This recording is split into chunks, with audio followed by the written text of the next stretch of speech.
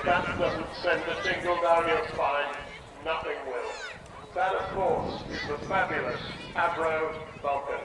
And you can tell your grandchildren you've heard the Vulcan howl, the sound of those wonderful Rolls-Royce Olympus engines, 16,500 pounds of static thrust from each of them. That extraordinary howl that she makes when she's starting to take off. It's as if she is pawing the ground, ready to go. And you see what an amazingly agile aeroplane she is. This is a big bomber that carries 21,000 pounds of bombs, and in fact did exactly that down to the Falklands. With one of the pilots on today, Martin Withers, as the man in charge, in the aircraft on the far side of the airfield, Vulcan XM607. Coming back in towards us now, flown from the left-hand seat today by Kev Rubins.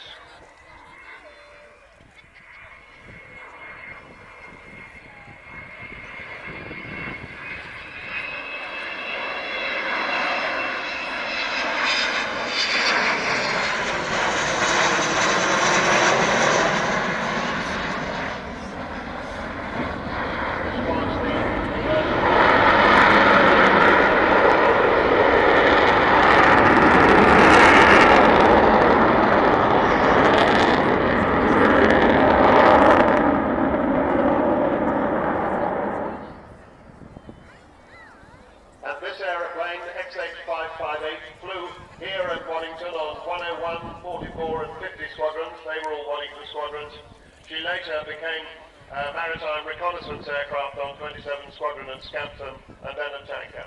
She was saved for the display flight when the rest of the Vulcans were disbanded. She finally retired from RAF service in 1993. She bears the colours of all of the Vulcan squadrons, plus the Lincoln coat of arms on the fin with the Panther's head of #1 group on the nose.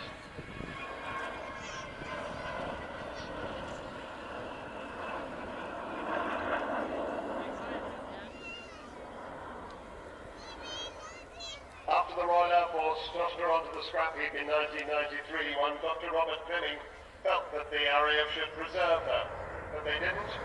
And the end result was the Vulcan to the Sky Trust and the start of a unique campaign to get her back into the air. A campaign that lived on a knife edge since its earliest days.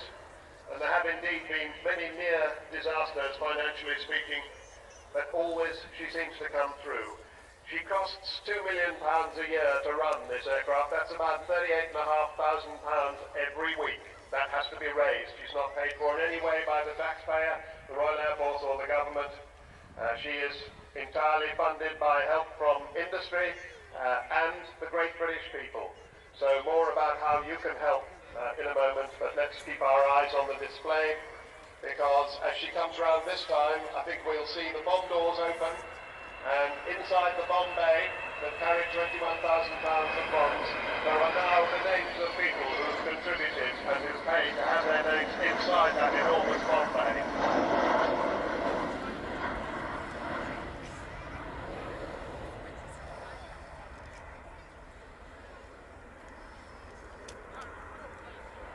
Much of the fundraising is done by the Vulcan to the Sky Club, which has more than 8,000 members, one of the biggest aviation heritage support clubs in the world.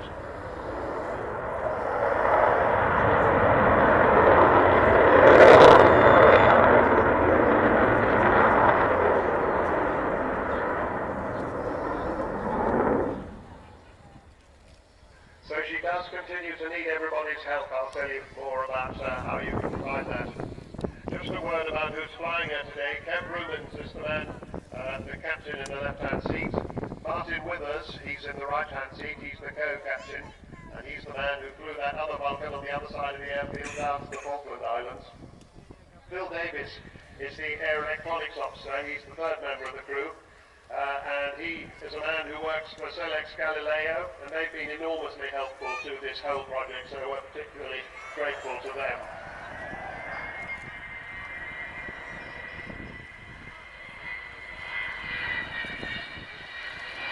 See, she can tiptoe in if she wants to.